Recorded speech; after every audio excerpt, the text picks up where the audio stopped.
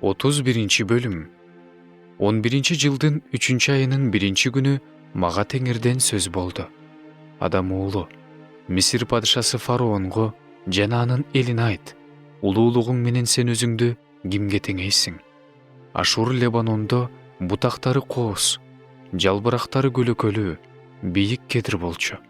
Анын чокусу булуттар арасында эле, аны суулар өстүрдү, туңгуюк жогору көтөрдү, анын дарыялары көчөттөрүнүн айланасында акчу. Ал өзүнүн агымдарын бүт талаа дарактарына жиберип турчу. Ал өскөндө бийиктиги бүт талаа дарактарынан бийик болду.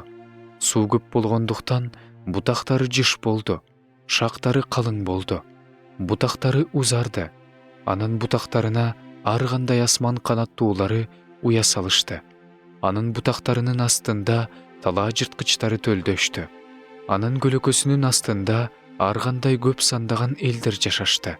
Ал өзүнүн бийиктиги, бутактарынын узундугу менен көрктүү болду. Анткени анын тамыры чоң суулардын жанында эле. Кудайдын багындагы кедирлер ага көлөкө түшүргөн жок. Кызыл карагайлар анын бутактарына да тең келе албады. Чынарлар анын шактарына да тең келе албады. Өзүнүн кооздугу менен Кудайдын багындагы бир да дарак ага тең келе албады. Мен аны бутактарынын көптүгү менен кооз кылдым. Кудайдын багындагы баардык эден дарактары ага көз артышчу. Ошондуктан Кудай Теңир мындай дейт: ал бийик болуп өстү, чокусу булуттар арасына жетти, өзүнүн бийиктиги менен жүрөгү да көтөрүлдү. Ошон үчүн мен аны элдердин эң күчтүүсүнүн колуна бердим. Ал ага анын иштерине жараша мамиле кылды. Мен аны мыйзамсыздык үчүн кууп чыктым. Элдердин ичинен эң каардуу болгон чет жерликтер аны кыйып, таштап салышты. Анын шактары тоолорго жана бүт өрөөндөргө түштү. Бутактар жердин баардык кокту колотторунда талкаланып калды. Анын көлөкөсүнүн астында жашаган элдердин баары аны таштап кетип калышты. Анын сынган бутактарынын арасына ар түргүн асман канаттуулары уя салышты. Анын шактарына ар кандай талаа жырткычтары жайгашты.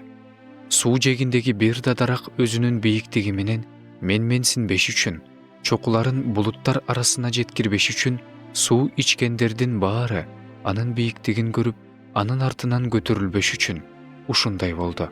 Анткени булардын баары өлүм жазасына тартылып, көргө кирген адамдар менен бирге өлгөндөр жаткан жайга кетишет. Кудай Теңир мындай дейт: ал өлгөндөр жаткан жайга кирген күнү мен ал үчүн аза күттүм. Ал үчүн туңгуюкту жаптым, анын дарыяларын токтоттум, чоң сууларды тостум. Ал үчүн мен Лебанонду кайгыга салдым. Ал үчүн бүт талаа дарактары кайгыга батты. Ал кулаганда чыккан добуш менен мен элдерди титиреттим. Аны көрдөгүлөргө коштум, өлгөндөр жаткан жайга түшүрдүм. Ошондо өлгөндөр жаткан жайдагы эйден дарактарынын баары, Лебанондун тандамал эң кооз дарактарынын баары, суу ичкендердин баары сооронушту. Анткени булар да элдердин ичинен анын көлөкөсүнүн астында жашаган шериктештери да аны менен кошо өлгөндөр жаткан жайга, кылычтан өлгөндөрдүн жанына түшүштү. Ошентип, сен өзүңдүн даңкың жана бийиктигиң менен эйден дарактарынын кайсынысына тең келе алдың. Бирок эми сен эйден дарактары менен кошо өлгөндөр жаткан жайга түшүрүлөсүң. Кылычтан өлгөндөр менен кошо сүннөткө отургузулбагандардын арасына жатасың. Булар фараон жана анын көптөгөн эли дейт Кудай Теңир.